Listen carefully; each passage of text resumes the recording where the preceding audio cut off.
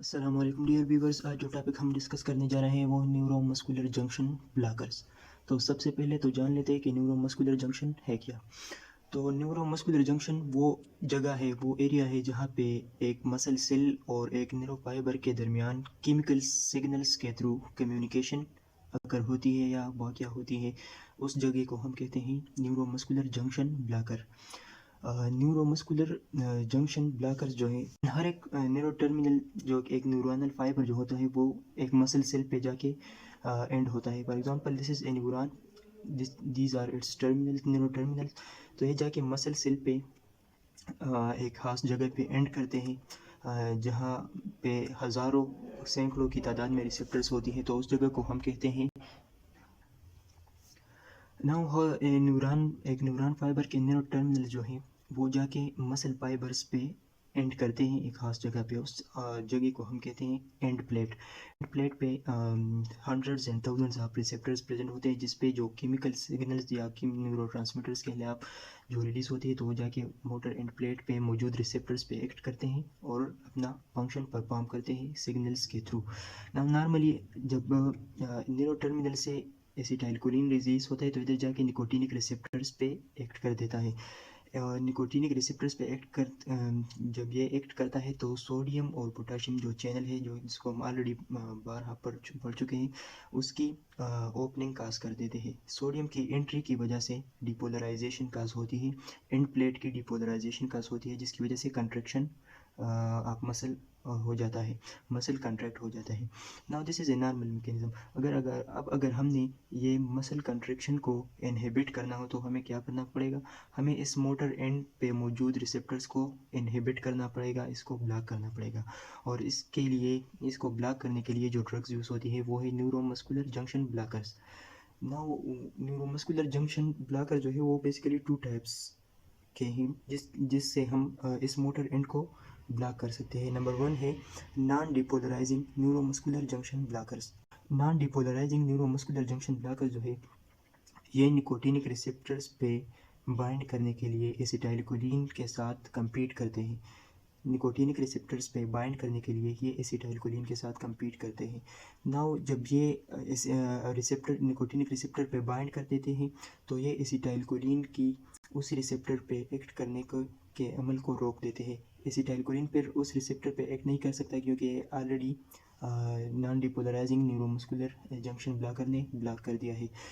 Normally acetylcholine अगर इस पे एक्ट करता है तो डिपोलराइजेशन काज होती है, लेकिन अगर नॉन डिपोलराइजिंग न्यूरोमस्कुलर ब्लॉकर इस पे एक्ट कर देता है तो वो उस डिपोलराइजेशन को स्टॉप कर देता है, इनहिबिट कर देता है। जब डिपोलराइजेशन नहीं होगी तो कंट्रैक्शन नहीं होगी।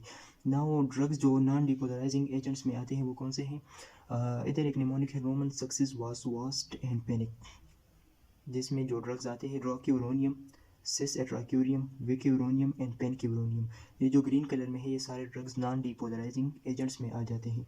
ये निमोनिक्स दोनों डिपोलराइजिंग और नॉन डिपोलराइजिंग ड्रग्स को इंडिकेट कर देता है। इसमें सिर्फ एक नॉन डिपोलराइजिंग ड्रग है जो कि सक्सिस में, इधर मैंने रेड कलर में डिनोट किया है, सक्सिनाइल कोलिन, जो कि एक डिपोलराइजिंग एजेंट है। सो नॉन डिपोलराइजिंग में ड्रग्स जो आते हैं वो है rocuronium, cisatracurium, vecuronium and pancuronium. Now non depolarising agents जो है ये चैनल ओपनिंग नहीं काज करते, चैनल ओपनिंग ये काज नहीं करते।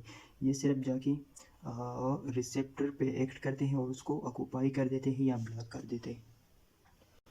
नाउ जैसा कि इस डायग्राम में शो किया गया है, एसिटाइलकोलिन अगर जाके इस रिसेप्टर पे एक्ट कर देता है तो ये सोडियम चैनल जो इधर साथ में प्रेजेंट है ये इसको ओपन कर देता है, जिसकी वजह से सोडियम की सेल में एंट्री हो जाती है और डिपोलराइजेशन का हो जाती है। लेकिन नॉन डिपोलराइजिंग एजेंट क्या करता है, ये जाके इस रिसेप्टर को ऑक्यूपाई कर देता है, जबकि ये सोडियम चैनल को ओपन नहीं करता। तो रिसेप्टर को ऑक्यूपाई कर देता है, नो चैनल ओपनिंग। जब चैनल ओपनिंग नहीं होगी तो सोडियम की एंट्री नहीं होगी, सोडियम की एंट्री नहीं होगी तो डिपोलराइजेशन नहीं होगी। So this is the mechanism by which non depolarising agents work.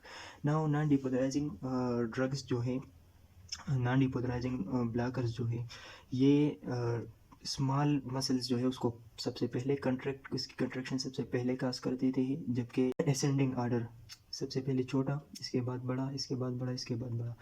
तो आईज सबसे छोटे मसल है, इसको सबसे पहले इसकी कंट्रैक्शन काज करते हैं, इसके बाद फेस की contraction, fingers, neck, trunk, limbs or diaphragm.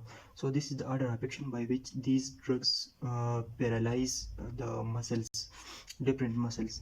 Recovery जो होती है वो रिवर्स डायरेक्शन में होती है, रिवर्स मैनर में इसकी रिकवरी होती है। सबसे पहले कंट्रैक्शन आइस की होगी, लेकिन सबसे पहले रिकवरी डायफ्राम की होगी।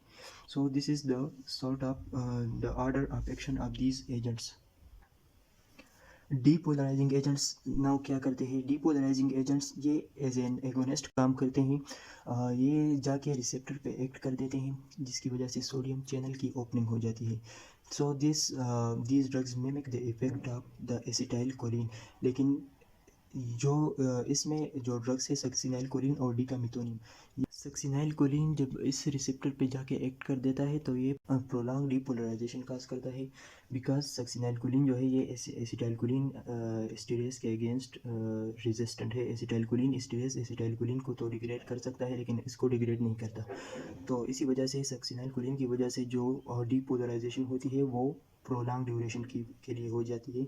इसी प्रोलॉन्ग डिपोलराइजेशन की वजह से मसल ट्विचिंग काज होती है, जिसको हम फेसिकुलेशन भी कहते हैं। नाउ मसल ट्विचिंग क्या है? Muscle twitching is actually muscle fibres की इनवॉलंटरी कंट्रैक्शन एंड रिलैक्सेशन काज हो जाती है, और ये जाके एंड करता है प्लेसिड पैरालिसिस पे, जिसमें मसल की टोन रिड्यूस्ड हो जाती है, पैरालिसिस उसमें काज हो जाती है, जिसको हम कहते हैं flaccid paralysis. This is the flaccid paralysis is weakness और paralysis with reduced muscle tone. Now जब succinylcholine rapidly depolarisation cause करता है, लेकिन ये जो डिपोलराइजेशन काज करता है वो प्रोलॉन्ग ड्यूरेशन के लिए होता है। प्रोलॉन्ग ड्यूरेशन के लिए ये डिपोलराइजेशन काज करता है, लेकिन जो इसकी रिपोलराइजेशन होती है वो ग्रेजुअल होती है।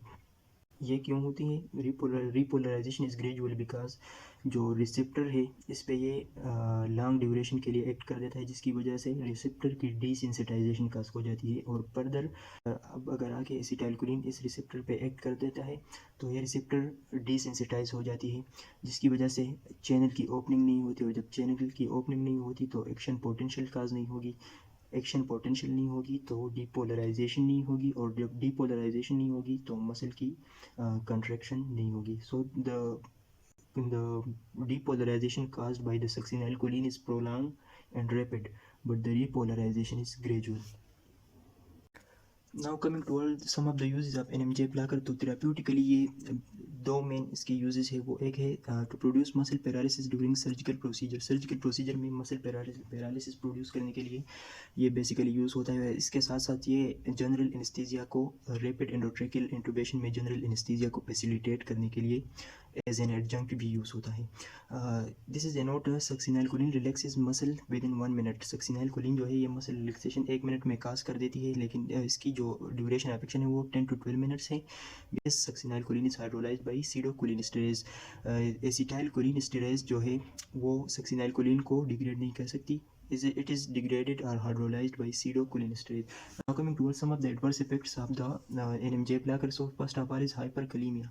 जो पेशेंट्स बर्न्स या जिनको नैरो डैमेज होता है उसमें सक्सिनाइलकोलिन एसिस्टली और कार्डियक अरेस्ट काज कर देता है, क्योंकि बर्न या नैरो इंजरी में ऑलरेडी पोटेशियम की आउटफ्लो हो जाती है सेल में, जिसकी वजह से हार्ट रिदम है वो या वो डिस्टर्ब हो जाता है। अब अगर एसिटाइलकोलिन इस परसिस्टेंटली एक चैनल को ओपन कर देता है, इसकी वजह से पोटेशियम की आउटफ्लो हो जाती है, तो वो हाइपरकलीमिया काज कर सकती है। Now second is malignant hyperthermia. जो जेनेटिकली ससेप्टेबल पेशेंट्स है उसमें या बर्न विक्टिम्स एक्सेट्रा उसमें मैलिग्नेंट हाइपरथर्मिया काज कर सकती है। जो सक्सिनाइलकोलिन जो ड्रग है उसमें मैलिग्नेंट हाइपरथर्मिया काज कर सकती है। ये बेसिकली एक्साइटेशन कंट्रैक्शन कपलिंग की वजह से होती है ये phenomena.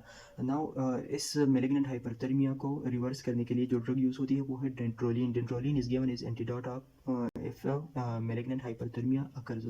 Now coming to another adverse effect, that is muscle pain. जो heavily muscle patients होते हैं या जिनको लार्ज डोज ऑफ सक्सिनाइलकोलिन लगती है तो उसमें ये माइल्जेसिया या मसल पेन काज कर सकती है। इसके अलावा जो एक अनदर साइड इफेक्ट है वो एपनिया है। जो पेशेंट्स जिसमें प्लाज्मा कोलिनेस्टेरेज की डिफिशियंसी हो तो उसमें एपनिया काज हो सकती है because of the paralysis of the diaphragm.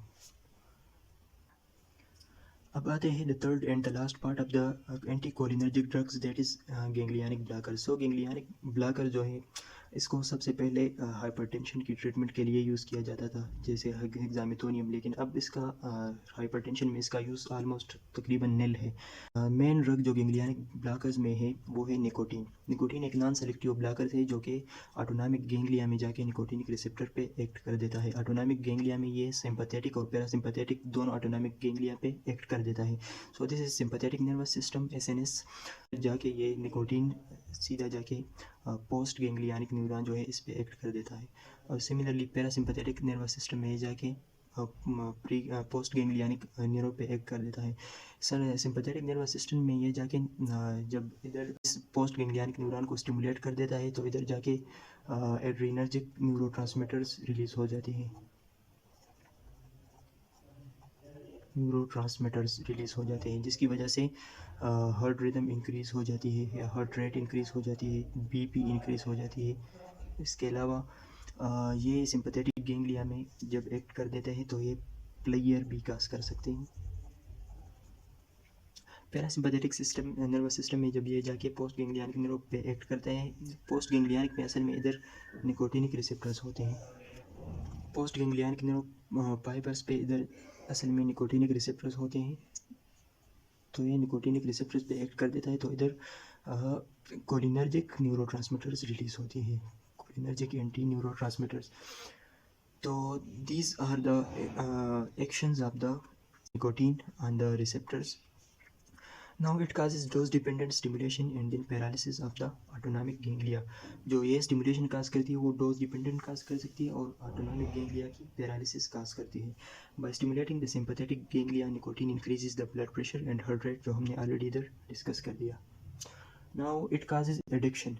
Nicotine जो है एक एडिक्टिव ड्रग है, एडिक्शन की कैपेबिलिटी है इसमें। At sympathetic ganglia it causes player और एपेटाइट सप्रेशन, भूख आपको नहीं लगेगी और ये प्लेयर काज करता है। सो ये दोनों इफेक्ट्स भी निकोटीन के साथ एसोसिएटेड है। At parasympathetic ganglia, parasympathetic ganglia में ये जब निकोटीनिक रिसेप्टर पे का एक्ट करता है तो एक क्या काज कर सकता है, एराउजल काज कर सकता है, कॉग्निशन एनहेंसमेंट, जो मेमोरी एनहेंसमेंट, याददाश्त की एनहेंसमेंट काज कर सकता है। To summarise, nicotine has biphasic action, इसके बाईपेजिक एक्शन है। इनिशियल हाई डोज क्या काज कर सकता है, it causes persistent activation of receptor and continuous depolarisation. ये परसिस्टेंटली निकोटीनिक रिसेप्टर को पोस्ट गैंग्लियनिक न्यूरॉन में एक्टिवेट कर देता है और कंटिन्यूस डीपोलराइजेशन काज करता है। जबकि कंटिन्यूस डीपोलराइजेशन की वजह से ये इसी रिसेप्टर की डिसेंसिटाइजेशन काज हो जाती है और जिसकी वजह से जो निकोटीनिक रिसेप्टर है वो ब्लॉक हो जाता है या फर्दर उस पर न्यूरोट्रांसमीटर एक्ट करेगा तो वो रिस्पांस शो नहीं करेगा, रिस्पांस नहीं करेगा। सो डिसेंसिटाइजेशन ऑफ रिसेप्टर काज हो जाती है जिसकी वजह से जो न्यूरोमस्कुलर जंक्शन की ब्लॉकेज है वो इफेक्ट हम प्रोड्यूस कर सकते हैं। So this was all about the anticholinergic drugs. अगले लेक्चर में इंशाल्लाह हम डिस्कस करेंगे एड्रीनर्जिक ड्रग्स इन डिटेल।